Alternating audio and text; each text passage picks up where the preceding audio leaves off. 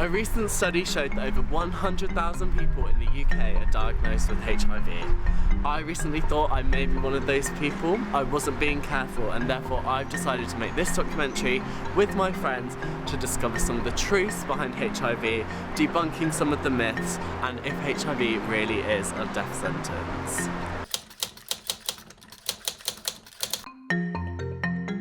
Lisa Hardman is a woman living with HIV in Bournemouth, and I went over to her house for a chat.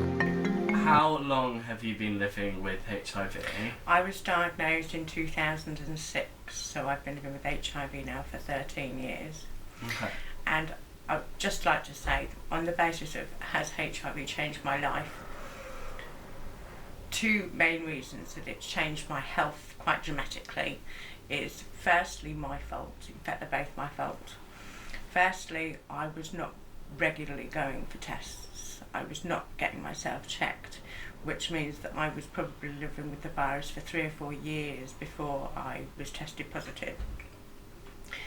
And when I went and I finally got a test, they said to me, they took my blood, and she took my blood and said, "Do you want us to test you for HIV?" And I said, well, because it was opt-in, you weren't just automatically tested, you had to opt in to test. So I said, yeah, that's fine, you're taking my blood anyway, you may as well. So it was by chance that I actually had the test in the first place. I was called back in to get my results, and I was told that I was positive, that I had a reactive test. And because of my own ignorance as to what living with HIV meant at that time 13 years ago, all I heard was I had AIDS and I was going to die. And I was, when the lady told me, my health advisor told me, I didn't hear a word she said, and I was in there for about a good half an hour, 45 minutes, while she was explaining things to me, giving me leaflets, and all I could think of was, oh my God, I've got AIDS and I'm going to die. We would like to speak to more people like Lisa, so our producer Hannah has been on the case. So Hannah, how are we going about finding interviewees for the documentary? So I recently joined a HIV support group on Facebook. It's for people with HIV, their friends and their supporters. So it's a place where everyone can come discuss their worries and stuff like that.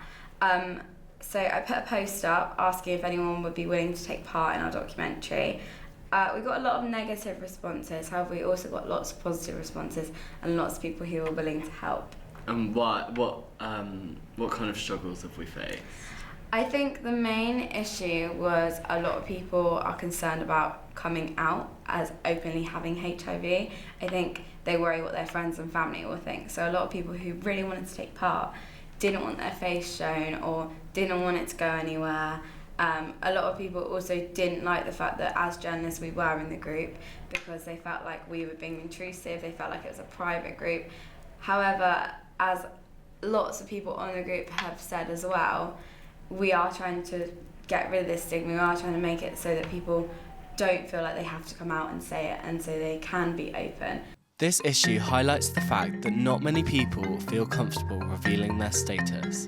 So I've gone to the UK's leading HIV charity, the Terence Higgins Trust. I'm going to speak to Alex Sparrowhawk, who's worked for the charity for 4 years, and I'm hoping to find out more about what HIV actually is. So HIV is, or stands for Human Immunodeficiency Virus, and essentially it's a virus that attacks the immune system.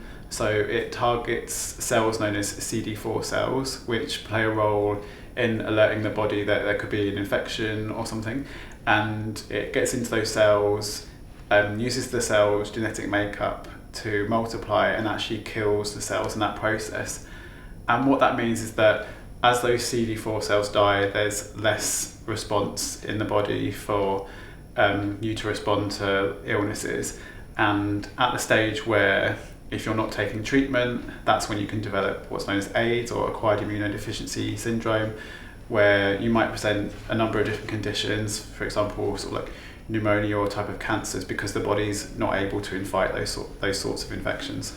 Statistics from the National AIDS Trust shows that around 1 in 14 people living with HIV in the UK are unaware that they have the virus. And what advice would you give somebody who has just been diagnosed with HIV? I think it's important for you to come to terms with your diagnosis in your own way. I think everyone has their own kind of coping mechanisms, but what's important is to know that HIV doesn't have to be life limiting. You can live well, you can live a normal life expectancy like anyone else in the general population, and it doesn't have to stop you from doing anything you don't want to. You can still have relationships, you can still work. And the medication is so effective these days that you don't have to worry about passing it on to your sexual partners, and you know that you can live well. You're monitored sort of like every 6 months.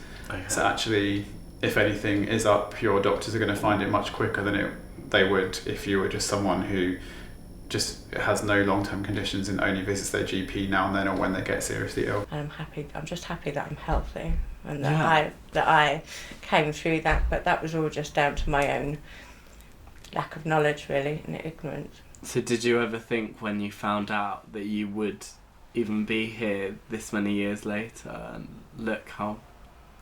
Did I think what? That you would even be this well and healthy now? No, I thought I was dead. I mean, when I knew about HIV meant AIDS, and people who were diagnosed with HIV or the gay cancer as it was when I was younger, people who were diagnosed with that gay cancer were told they had maximum of 2 years to live and they needed to get their affairs in order. And to this day, I don't regret. I don't blame. I don't have any anger or any. I'm quite happy. I'm quite satisfied with living with HIV, and I'm not ashamed at all. I've met Alex and Lisa on my journey, and I feel like I've learnt a lot about HIV. It's really good to put a face to the virus. These are real people, and I think we need to do more to raise awareness and get rid of the stigma surrounding it.